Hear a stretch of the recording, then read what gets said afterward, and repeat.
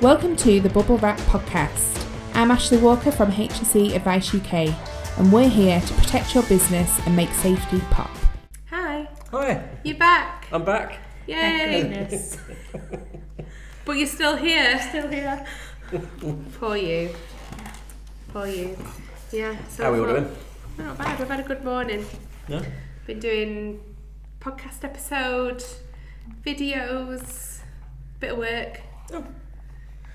Quotes. Oh, good. Good. We like quotes. I like quotes. Hey, if they turn into invoices, even better. Quotes. Yeah. No, it's been alright, hasn't it? Yes. Yeah. You're like, get me out of this chair. Yes. Why am I sat here? She's very good at podcast recording. Eventually, when we get stuff out of her. What is it that you don't like about podcast? Like the process of it? It's the pressure. Really? Yeah. Must admit, I didn't like it at first. I was a bit. I was quite nervous. But I don't feel nervous. It's No. not a nerves thing. No, it makes me uncomfortable. Oh. So should we get the camera to zoom right in and focus just on you? No. Yeah. No, I get it, but Yeah. I think I've just got used to it now. I think so. Yeah. But we haven't done any. We went for a spout, didn't we, of recording loads of videos with our little bright light. I've not done any in so long because we've been that busy. Yeah, it's funny what kind of fallen off the falls radar off, a bit, doesn't it? Yeah. Yeah, but I'm not complaining. That No, we're not. no. It's a good problem to have. Yeah, I know. Yeah, Being busy. Yeah. So how was your morning? Interesting. Well, I was at one of our clients this morning. Basically getting ready to do their ISO accreditation. Well, it's a re-accreditation, an interim audit. Like a surveillance. Yeah, surveillance audit type thing.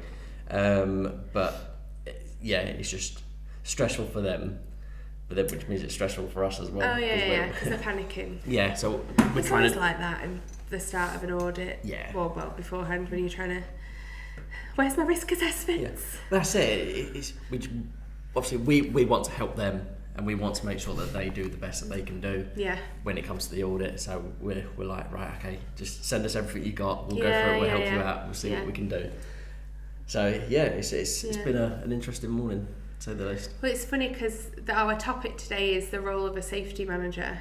All right, yeah. Whether it's internal or external, and I think over the years I've come to realise that a health and safety manager is not just health and safety manager. It's all sorts. It's agony aunt. It's a bit of HR. You definitely wear a few hats. Yeah, definitely. And it's, there's so many skills you have to have, I think. Yeah. Doing what we do. I've never been a safety manager per se. Yeah. But when I was a health and safety coordinator, Yeah.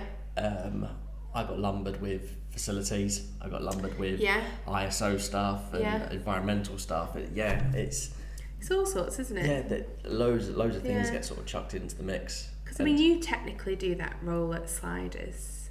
Yeah. Oh, sorry. I was like, never name clients. Sorry, they won't mind. And yours is all sorts. Oh yeah. Because you go in once a week. Yeah. Do a bit of everything. Yeah. Give Oh you my more than god, that. you're so fucking chatty. So Tiffany does all sorts. She does their risk assessments. She does the fire testing, water temperature checks. It's like. Yeah. So you are basically their health and safety manager, aren't you? She's the health and safety bitch. Do it all. Booking contractors this week. Occupational health. Yeah. Yeah. What I find impressive about it is that you get it done in a week, in one day per week. Well, it's not easy, and we don't cover everything, but it's a good start. Yeah. For their size of business, it's what they need, and it's funny because people say to me, "Oh, you can't do a full-time staff member's job in 1 day a week that you do." It's like, well, I mean, it's debatable because there's actually a team of 4 of us in the background, and I work on bits of Sliders as well, and you're there on site, but we very much work as a team with them. Looking, because early next year, probably haven't spoken about it yet, we're going to do a whole year's plan of actions. Oh, right. Yeah. Like we've got through the last year of, you know, ticking things over, doing the risk assessment renewals, but next year we're going to go, right, let's look at what our next step is. It's going to be a bit more proactive. Yeah. Plan things out. That'd be good. Yeah. That'd be really good. Like supervisor inspections. We're going to do quite a bit of supervisor training. Yeah. All right. Manual handling training. Everything is there, organised. My risk assessments are up to date. Training certificates. Yeah. Drafted. You've done like training packs, it's haven't you? always in a full folder. Everything right. Ready to go. So every machine has a certificate and the risk Yeah. assessment, and the supervisors just have to deliver that training, sign the certificate, and then the guys sign the risk assessment. So it's all prepped, ready for them for next year. Again, I go back to the fact that you've done that 1 day a week. Yeah. You know, it's impressive. That's very, very impressive. Like, well done. I mean, you're definitely more efficient than me. Would have taken me a lot longer to do that if I was doing that for them. Because I'm a ponderer, aren't I? Oh, should we do this? Oh, should we do it that way? Well, I'll have a think about it first. Whereas I'm But you're like, nope, let's do not messing about. This is how we're doing it, and Yeah. get it done. Yeah.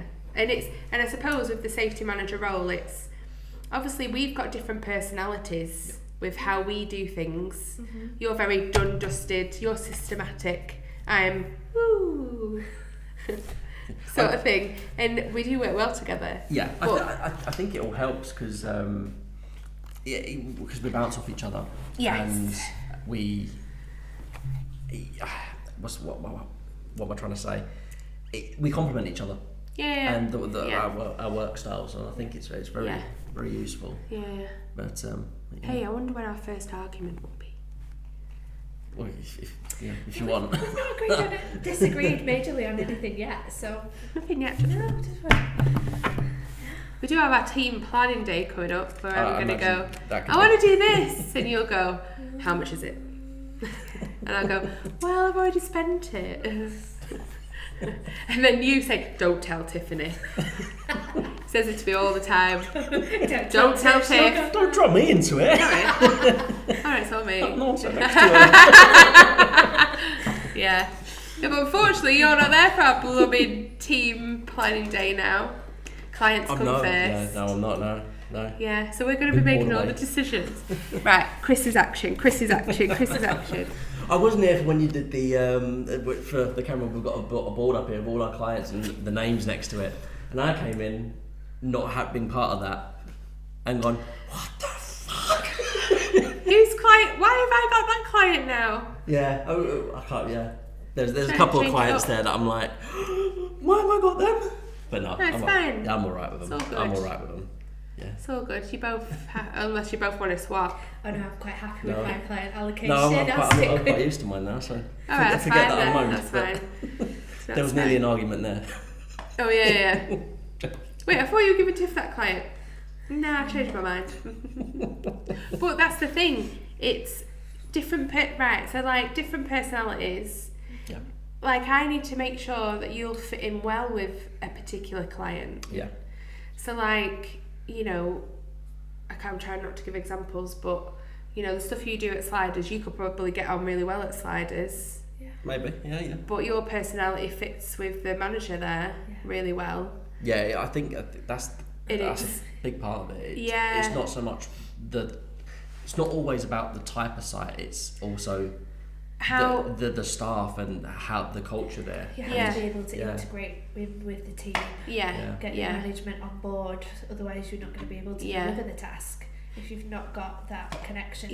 Back up and support. Yeah. Because I think you doing the 1 day a week at Sliders, and you know the way you are quite. Let's get it done. Take no prisoners. Blunt. I wouldn't have got half as much done as you have in the last however many months, because I'm okay, I'll think about it, and then not as forceful. But that works well with other clients that I work with, because they're more hesitant on certain things and they don't want to go all guns blazing. Where we go right, okay, so let's look at how we'll do it, what the investment is, and all of that, and then come up with a solution. And it's, you know, you're a bit of both really. So it's like, yeah. But then like the safety manager role, like stuff I used to do, like facilities. Remember when I was working in nuclear, I was the EHSQ manager, also include managing the building. So I was working on big nuclear projects, like decommissioning projects, right, of the nitty-gritty health and safety quality management stuff. I don't imagine that's whilst easy turning to up the heating upstairs in the plant room because someone was cold on the 4th floor. And it's like, you've got to do everything sometimes. You know, it's a bit of operation management, bit of production, like it's all intertwined. I see that though. Like often, you don't normally see it as with a health and safety manager taking on, say, facilities responsibilities. You sometimes do, but it's not often. You see it more the other way around. A facilities manager take on health and safety responsibilities, and they sort of become like a demi health and safety manager themselves. And then I think that's when a lot of our clients are like that.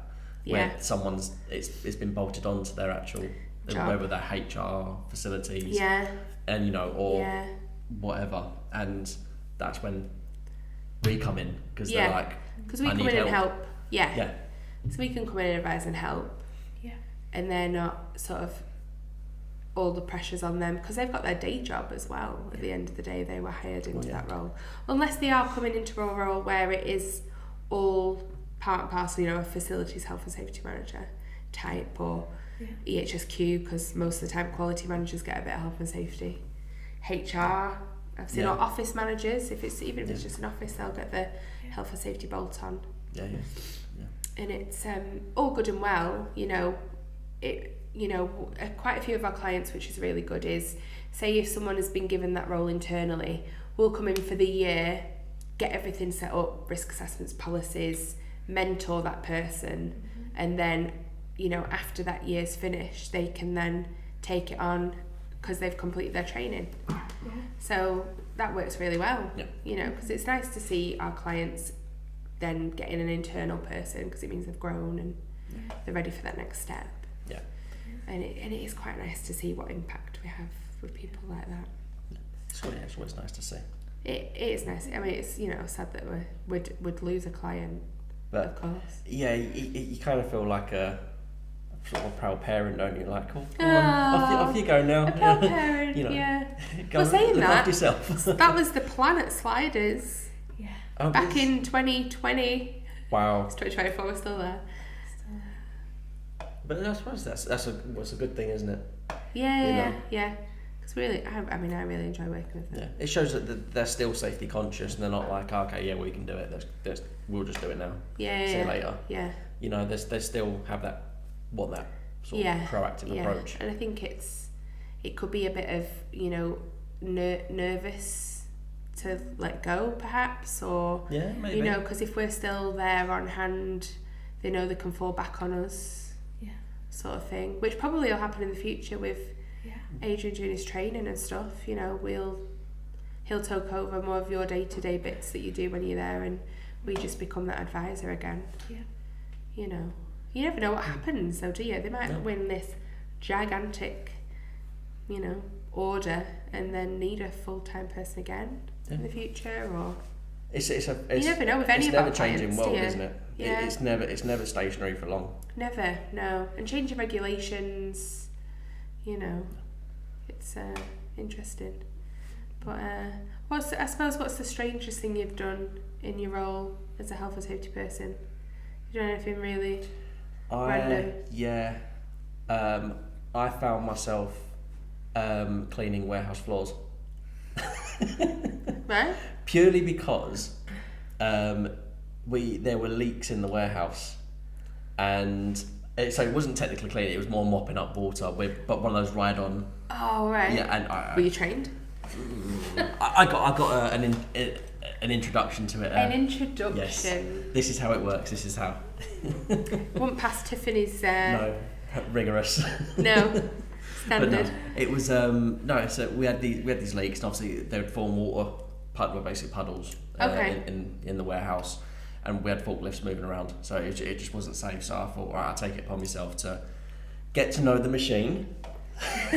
And then go and clean up this water, and it was almost a daily routine during like wet weather sort of tight periods.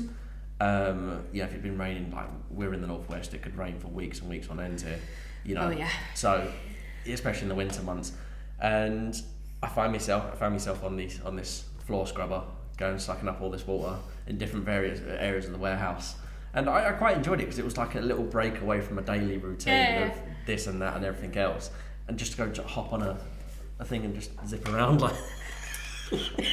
I think I'd quite enjoy that, to be honest. It was one of my favourite parts of the day. Oh, was it?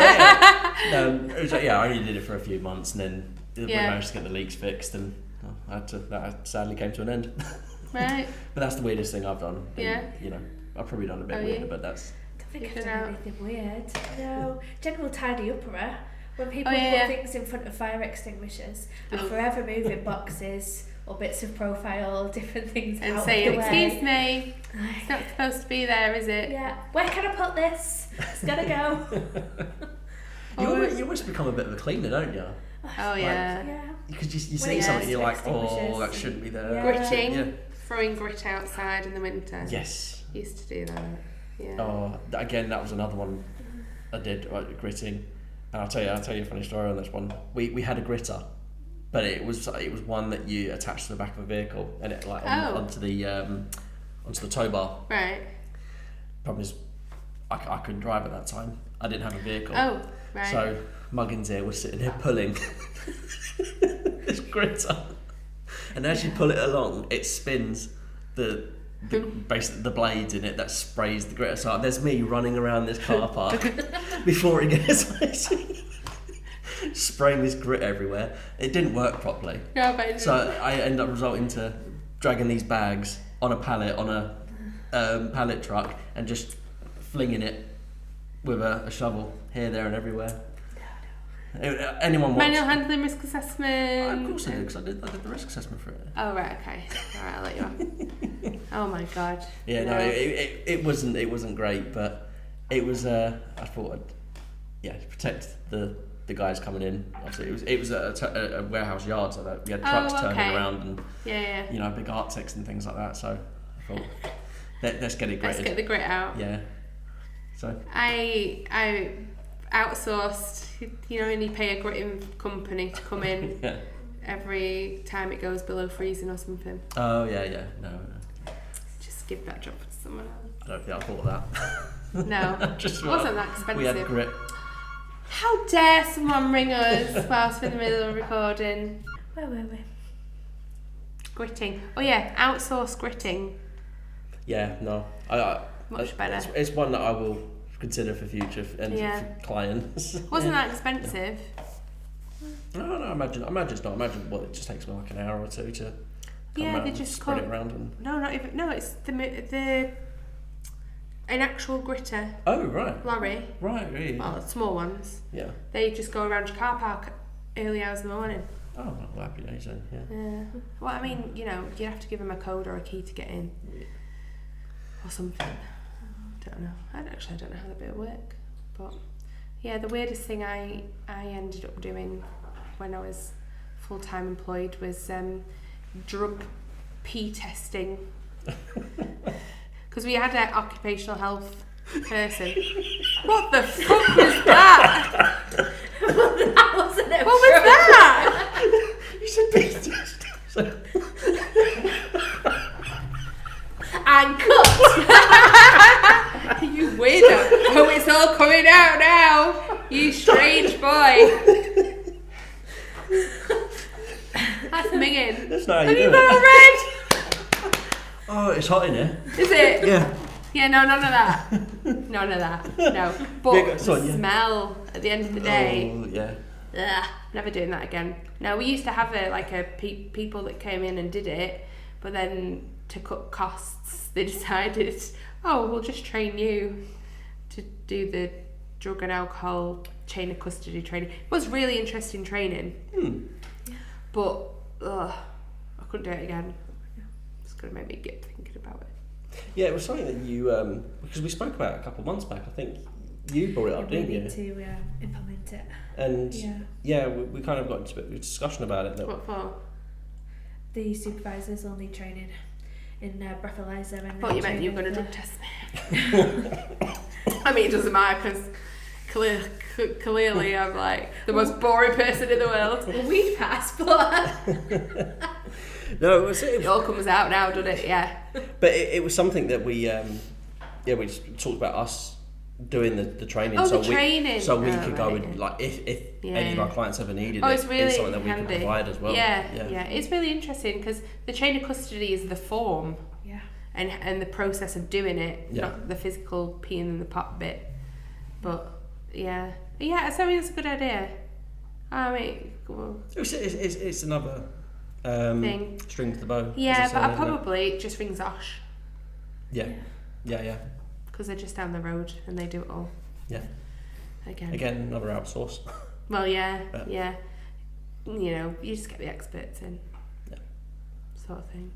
Yeah. I think that's another thing about being a safety manager or health and safety manager as well is knowing your limits and knowing what you can and can't do as, you know, physically as well as, you know, legally as well. Yeah. So like HR. Yeah. I'll invite, like today I've advised someone on what occupational health management referral is, but then at the end, you know, just make sure you speak to the HR person. Yeah. Because it's very closely knit, isn't it? HR and health and safety. Yes. And it does cross over, but I mean it's a whole degree, isn't it? Yeah. HR. Yeah, you know, it's a whole other stream of. I wouldn't know where to begin with HR. I know the basic stuff, you know, but there's tons of things that I just wouldn't know where to begin with. Yeah. It's a whole minefield. Yeah. But again, it'd be right interesting to. Oh yeah. To like go into, well, not go into it, but look into it. Well, a lot of consultancies, they have a HR element, don't they? Yeah. Well, you were saying that, weren't you? Literally a couple of hours ago. We should look at that in the future. Yeah, because you see, I've used a consultancy in the past where they've had a health and safety, which was their sort of bread and butter, but then they've also got a HR element to it. Yeah, it's you quite often see that. Yeah, because it can come part and parcel. Yeah. You know. It all ties in, doesn't it?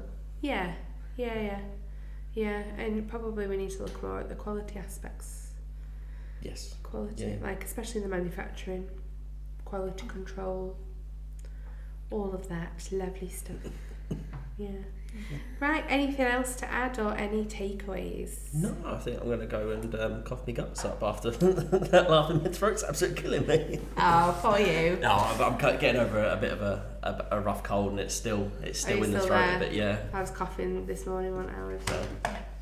Well, she did a deep clean of the office. I did notice that. Because we've all been ill. Yeah, it's going round and round between us. Yeah. When did I think it was Monday I popped in. Or something, before going off to a client, I quickly popped in to grab something, and I was like, "Oh, it's lovely. It's shiny. Everything's and all my stuff was nicely piled on the side of my desk. And I was like, Tiff's been here."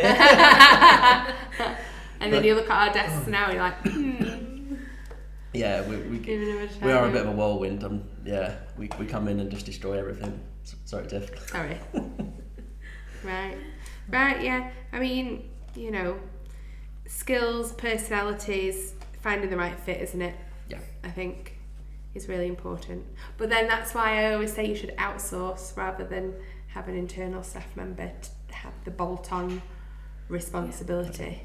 So you've got the experts coming in to make sure you do it. I just think it makes more sense for them as a business to not bolt it onto someone else's job. Because I think that one's going to suffer.